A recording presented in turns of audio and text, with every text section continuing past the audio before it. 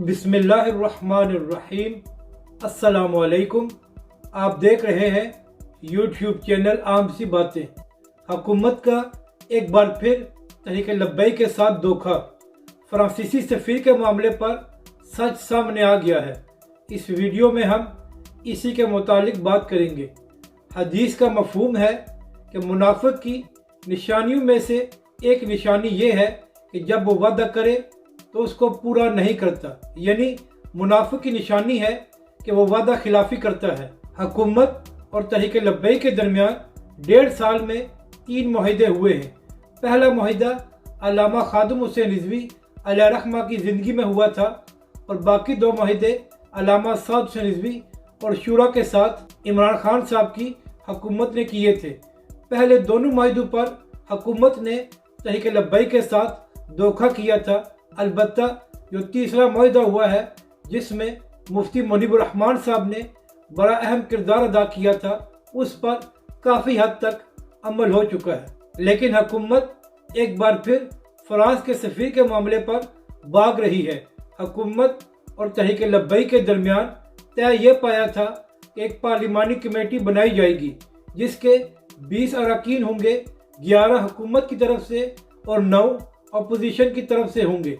अब इस मुआहदे को तकरीबन 3 माह गुजर चुके हैं, लेकिन हुकूमत ने इस कमेटी को तश्कील नहीं दिया।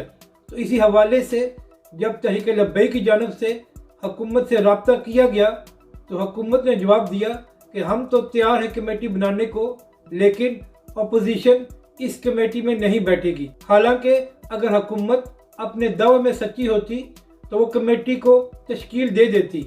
अगर अपोजिशन ना बैठती तो वो खुद एक्सपोज हो जाते। लेकिन हुकूमत ने अभी तक अपने 11 अरकान का नाम भी नहीं बताया जो इस कमेटी में शामिल होंगे, यानी कि हुकूमत भी इससे भाग रही है। इस सब को देखते हुए तहरीक लब्बैक के सरबरा अल्लामा साद हुसैन रिजवी ने तमाम अपोजिशन जमातों को एक ख़त लिखा है जो पार्लियामेंट में मौजूद है, और उस खत में कहा गया है कि नामूस रिसालत का मामला सिर्फ तहरीक लब्बैक का नहीं बल्कि हर एक पाकिस्तानी और हर एक मुसलमान का है। तो इसलिए अपोजिशन हुकूमत के साथ ताउन करे और जो कमेटी हुकूमत ने बनाई है उसमें अपोजिशन भी बैठे ताकि फ्रांस के सफ़ीर के मामले को हतमी शक्ल दी जा सके। और इसी सिलसिले में चंद दिन कबल तहरीक लब्बैक के मरकज़ी रहनुमा डॉक्टर शफीक अमीनी साहब ने मौलाना फजलुर रहमान से भी मुलाकात की थी।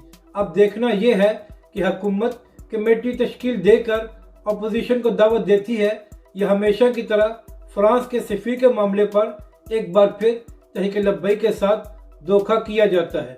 अपनी राय का ज़रूर इजहार करें कि आपको ये वीडियो कैसी लगी और हमारे इस चैनल को भी सब्सक्राइब करें।